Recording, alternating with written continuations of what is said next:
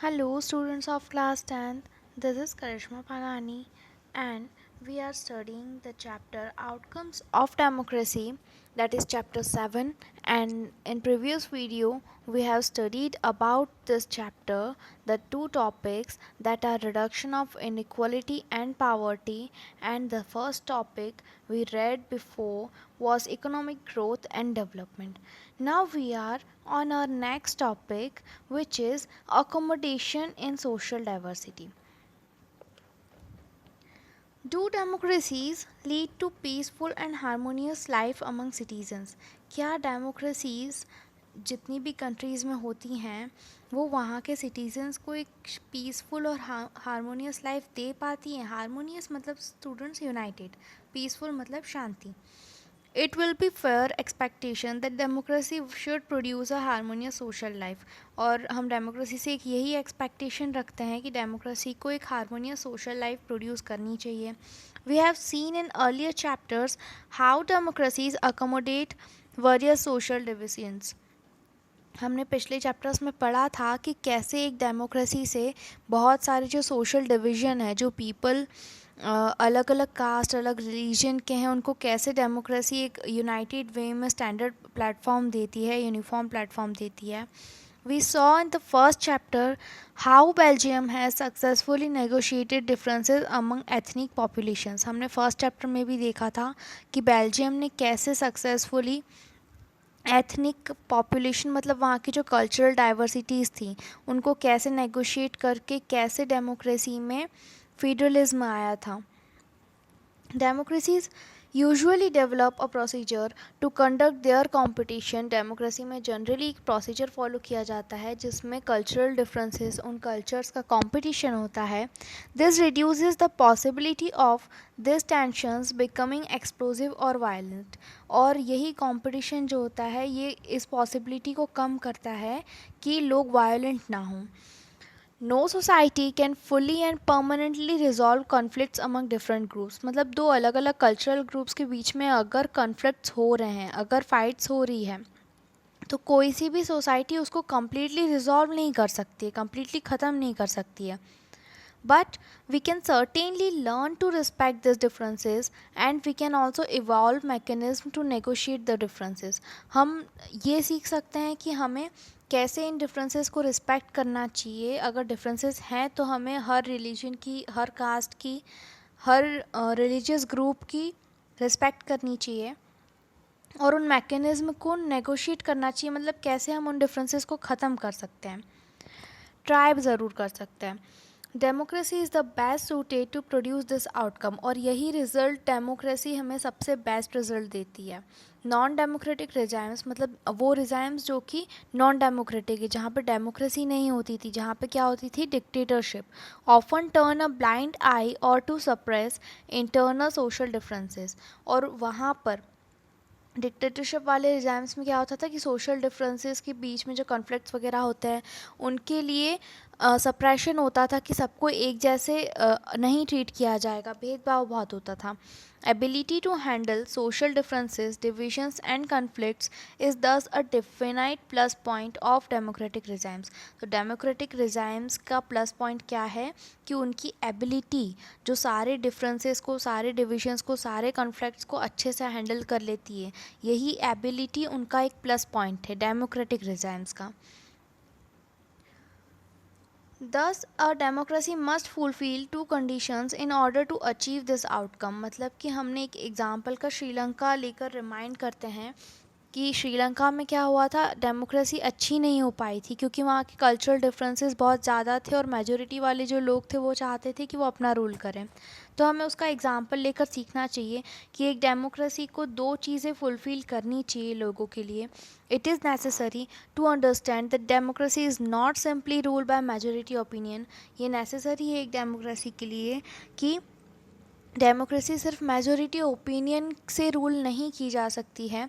The majority always needs to work with the minority. Majority को minority governments के साथ work करना पड़ता है, डील करनी पड़ती है to represent the general view, एक जनरल व्यू रिप्रेजेंट करने के लिए। Majority and minority opinions are not permanent.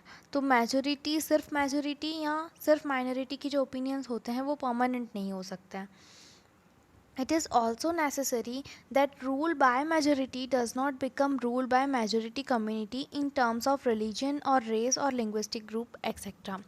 और यह भी ज़रूरी नहीं है कि अगर मेजोरिटी का रूल चल रहा है तो इसका मतलब ये नहीं कि मेजोरिटी कम्युनिटी किसी की रिलीजन, रेस या लैंग्वेज पे भी अपनी टर्म्स और कंडीशन लगाए। Rule by majority means that in case of every decision or in case of every election, rule by majority का मतलब ये होता है कि हर डिसीजन में या हर इलेक्शन में different persons and groups may and can form majority, और डिफरेंट डिविजन्स के लोग मिलकर एक मेजोरिटी यूनियन बना सकते हैं जिनके थॉट सेम हों। Democracy remains democracy only as long as every citizen has a chance of being in majority at some point of time.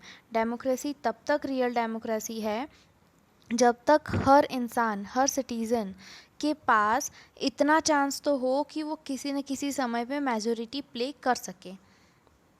If someone is Baird from being in majority, अगर किसी को भी रोक टोक लगी, मतलब किसी को बैर कर रखा है कि बैन कर रखा है कि उनको मेजोरिटी में नहीं दिया जाएगा on the basis of birth के बेसिस पे, यानी कि उनकी कास्ट के बेसिस पे, लो कास्ट की बेसिस पे, then democratic rule ceases to be accommodative for that person और ग्रुप, और उस टाइम पे डेमोक्रेटिक रूल उस पर्सन के लिए या उनके ग्रुप के लिए डेमोक्रेटिक रूल नहीं है एक्चुअल में। So this is all about accommodation. और next topic is dignity and freedom of citizens की डिग्निटी और फ्रीडम, सही मायने में उनको कब ऐसा फील होगा कि उनकी भी कोई सेल्फ रिस्पेक्ट है, उनको फ्रीडम मिल चुका है। That is what is called dignity and freedom. Democracy stands much superior to any other form of government in promoting dignity and freedom of individuals. Democracy किसी भी तरीके की गवर्नमेंट से सबसे सुपीरियर वे पे आती है जब बात आती है किसी की डिग्निटी की, हर सिटीज़न की डिग्निटी और उनके फ्रीडम की। Every individual wants to receive respect from fellow beings. हर इंडिविजुअल ये चाहता है कि वो अपने फेलो बींग्स से, मतलब उनके आसपास रहने वाले लोगों से रिस्पेक्ट गेन करे। Often conflicts arise among individuals because some feel that they are not treated with due respect. यानी कि अगर कुछ इंडिविजुअल्स के बीच में कॉन्फ्लिक्ट्स हो भी जाते हैं तो वो इसीलिए होते हैं कि उनको ऐसा लगता है कि उनको इतनी रिस्पेक्ट नहीं मिल पा रही है। The passion for respect and freedom, तो ये रिस्पेक्ट और फ्रीडम का जो पैशन है on are the basis of democracy, यही डेमोक्रेसी के दो बेसिस हैं, एक तरीके से दो पिलर्स हैं। Democracies throughout the world have recognized this, at least in this principle. Democracies में मतलब कि ये principle तो होता ही है कि लोगों को respect और freedom मिल पाए। This has been achieved in various degrees in various democracies. और अलग अलग तरीके की डेमोक्रेसीज़ में ये अलग अलग डिग्रीज़ पे अचीव किया गया है। For societies which have been build for long on the basis of subordination and domination, ऐसी सोसाइटीज़ जो बहुत टाइम से चली आ रही हैं इसी बेसिस पे सबऑर्डिनेशन और domination, it is not simple matter to recognise that all individuals are equal. और ये सिंपल मैटर नहीं है उनके लिए जहाँ पे सबऑर्डिनेशन और डोमिनेशन है, मतलब कि जहाँ पे मेजोरिटी और माइनॉरिटी में अलग अलग डिफरेंसेस हैं, तो सभी इंडिविजुअल्स को इक्वल माना जाना ज़्यादा सिंपल नहीं है। Take the case of dignity of women. अगर हम वुमेन की डिग्निटी की बात करें तो most societies across the world were historically male dominated societies, बहुत सारी सोसाइटीज़ में मेल डोमिनेशन ज़्यादा होता था। Long struggles by women have created same sensitivity today that respect to and equal treatment of women are necessary ingredients of a democratic society. और women के जो struggles रहे हैं खुद की dignity और खुद की respect बनाने के लिए, वो सबसे बड़ा contribution रहा है डेमोक्रेसी में, लोगों को ये पहचानने के लिए कि women को भी equal treatment मिलना चाहिए, that is necessary for a democratic society. That does not mean that women are actually always treated with respect. इसका मतलब ये नहीं है कि women अभी भी ड्यू रिस्पेक्ट के साथ ट्रीटेड की जाती हैं, but once the principle is recognise it becomes easier for women to wage a struggle against what is now acceptable legally and morally. लेकिन अगर इस प्रिंसिपल को एक बार सब लोगों ने जान लिया तो ये women के लिए ईजी हो जाता है कि वो लीगली और मोरली लोगों को ये स्ट्रगल करके बता पाएँ कि जो उनके साथ हो रहा है वो एक्सेप्टेबल नहीं है। In a non-democratic setup, this unacceptability would not have legal basis because the principle of individual freedom and dignity would not have legal and moral force there। यानी कि नॉन डेमोक्रेटिक सेटअप के time पे क्या होता था कि legal basis पे ये प्रिंसिपल कोई फॉलो नहीं कर पाता था। फ्रीडम और डिग्निटी जो इंडिविजुअल की होती हैं उनको लीगल और मोरल फीस मिलना बहुत ज़रूरी था। The same is the true caste of inequalities. और यही सेम केस जो वुमेन का हमने देखा अभी एक एग्जांपल, वही कास्ट इनक्वलिटीज़ में भी होता है। Democracy in India has strengthen the claims of disadvantaged and discriminated caste for equal status and equal opportunity. और इंडिया में जब डेमोक्रेसी आई तो उन्होंने जो इक्वल अपॉर्चुनिटी और इक्वल स्टेटस का जो डिस्क्रिमिनेटेड कास्ट पे डिसएडवांटेज होता था उसको क्या किया, उस डिस्क्रिमिनेशन और डिसएडवांटेज को डेमोक्रेसी ने स्ट्रेंथन किया। There are instances still of caste based inequalities and aristocracies. यानी कि इंडिया में अभी भी कास्ट बेस्ड इनक्वलिटीज़ और एरिस्टोक्रेसीज के इंस्टेंसेस देखने को मिलते हैं, but this lake the moral and legal foundations. और ये लोग कहाँ पर पीछे रह जाते हैं, मोरल वैल्यूज़ में और लीगल फाउंडेशंस में। Perhaps it is the recognition that makes ordinary citizens value their democratic rights। यानी कि ये एक रिकग्नाइजेशन है कि ऑर्डिनरी सिटीजन्स आम आदमी भी अपनी वैल्यूज़ को और अपनी डेमोक्रेटिक राइट्स को अभी जान लेता है या उसको जानना चाहिए। Expectations from democracy also function as the criteria for judging any democratic country. जो डेमोक्रेसी से एक्सपेक्टेशंस लोग रखते हैं तो ये किसी डेमोक्रेटिक कंट्री को हम ऐसा भी बोल सकते हैं कि जज करने का एक क्राइटेरिया है। What is most distinctive about democracy is that its examination is never gets over. यानी कि डेमोक्रेसी के लिए सबसे ज़्यादा बड़ी प्रॉब्लम कहाँ आ जाती है कि डेमोक्रेसी की एग्ज़ाम कभी ख़त्म ही नहीं होती। As democracy passes one test it produces another test. यानी कि जब भी किसी डेमोक्रेसी में एक नई चीज़ आती है और डेमोक्रेसी एक प्रॉब्लम को ओवरकम करती है तो दूसरी प्रॉब्लम आके खड़ी हो जाती है। As people get some benefits of democracy they ask for more and want to make democracy even better. यानी कि लोग जैसे ही कुछ बेनिफिट्स पाने लगते हैं डेमोक्रेसी में, यानी कि हमारी डेमोक्रेसी में, तो वो उनकी एक्सपेक्टेशंस बढ़ने लगती हैं कि वो डेमोक्रेसी को और भी बेहतर बनाना चाहते हैं। Democracy means the rule of the people, the system that is of the people, for the people and by the people. तो इस सिस्टम को लोग और भी अच्छा बनाना चाहते हैं अगर ये सिस्टम उनको कुछ बेनिफिट दे रहा है तो।